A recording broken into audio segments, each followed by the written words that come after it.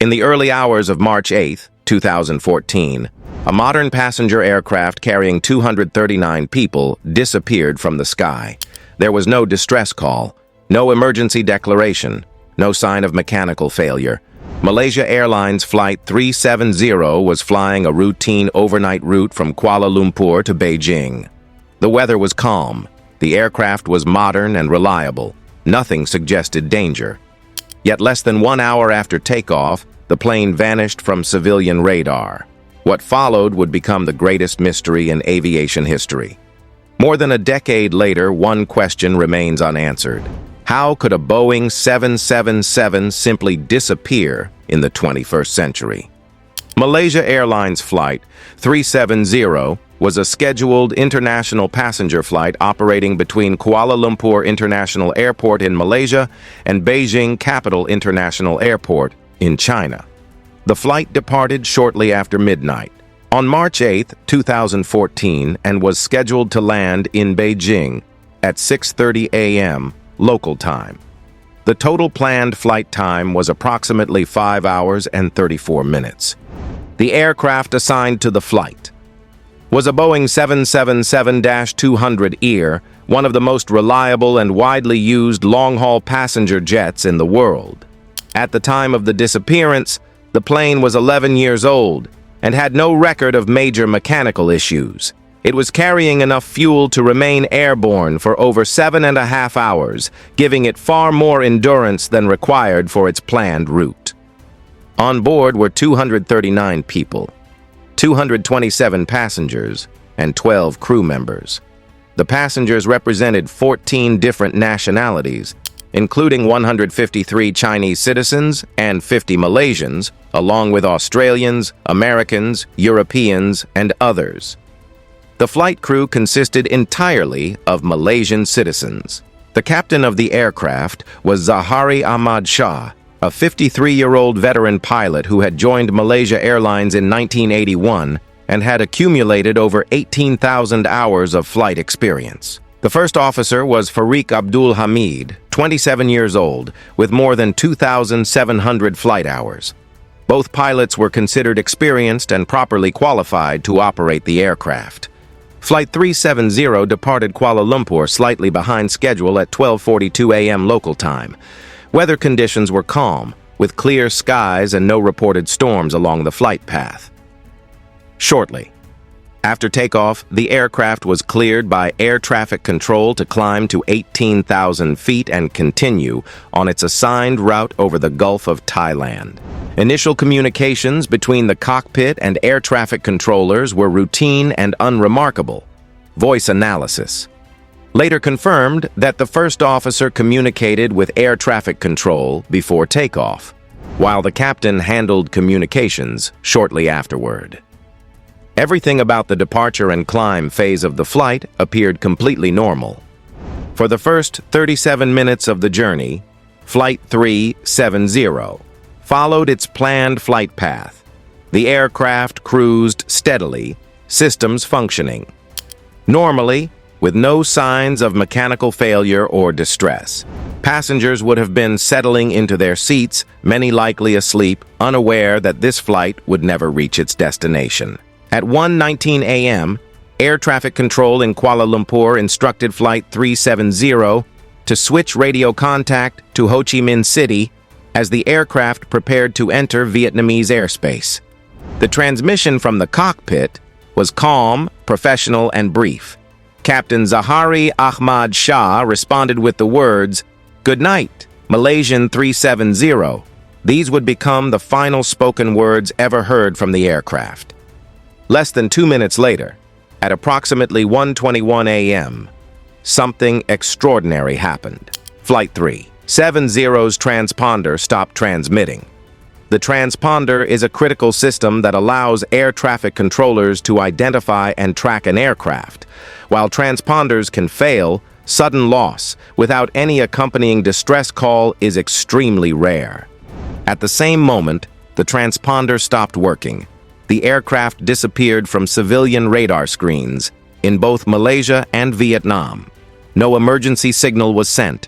No mayday call was received. The plane did not explode, descend rapidly, or break apart in midair. It simply vanished. Investigators would later determine that weather conditions ruled out lightning or storms as a cause for the transponder failure. Strongly suggested that the transponder was manually switched off by someone inside the cockpit. This single detail would change the entire direction of the investigation. Although civilian radar lost the aircraft, Malaysian military radar systems continued to track an unidentified aircraft matching Flight 370's profile. What those radar returns revealed was even more disturbing than the disappearance itself.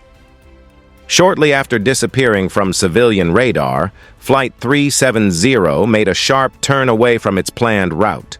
Instead of continuing northeast toward China, the aircraft turned west, crossing back over the Malay Peninsula. This maneuver was not consistent with an emergency descent or mechanical failure. It appeared controlled, deliberate, and precise. Military radar detected the aircraft passing south of Penang Island at approximately 1:52 a.m., flying at varying altitudes. From there, the plane turned northwest and crossed the Strait of Malacca, heading out toward the Indian Ocean. This was the last location where Flight 370 was detected with certainty by radar.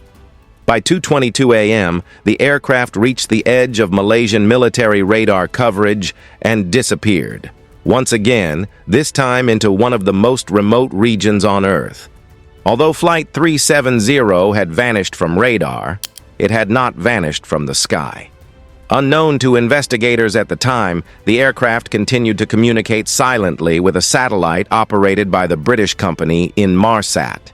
These communications, known as handshakes or satellite pings, were not voice messages or data transmissions, but automatic signals sent by the aircraft's satellite communication system to confirm it was still connected.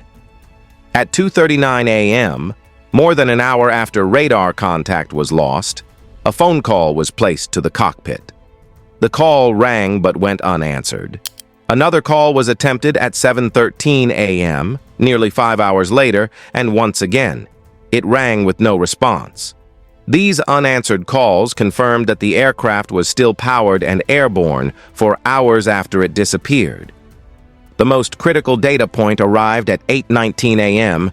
when Flight 370 sent a final log-on request to the Inmarsat satellite. This signal likely occurred due to a power interruption or system reset. By this time, the aircraft had been flying for approximately 7 hours and 38 minutes, exceeding its planned flight duration. Given the fuel capacity of the Boeing 777, investigators concluded that the plane likely ran out of fuel shortly after this final transmission. At 9:15 a.m., Inmarsat attempted another handshake. This time, there was no response. The silence was permanent. All available evidence pointed to the southern Indian Ocean, west of Australia, as the final destination of Flight 370. This region is one of the most remote and hostile environments on Earth, with deep ocean trenches, rough seas, and little commercial air traffic. Based on fuel calculations, satellite data, and flight behavior, investigators believe the aircraft flew on autopilot for more than 5 hours after its last radar contact, gradually heading south until it exhausted its fuel supply and crashed into the ocean. Sometime between 8:19 a.m. and 9:15 a.m. No distress call was made. No emergency descent was detected. The plane likely entered the ocean at high speed. Search and rescue operations began almost immediately, initially focused on the South China Sea. However, as new data emerged, the search area shifted dramatically to the southern Indian Ocean. Between March and April 2014, military aircraft conducted nearly 350 sorties over an area exceeding 4.6 million square kilometers, larger than the entire country of India. Australia, Malaysia, and China led the effort, deploying ships, aircraft, sonar systems, and deep-sea mapping technology. Later, underwater searches focused on an area approximately 1,800 kilometers west of Perth, Australia.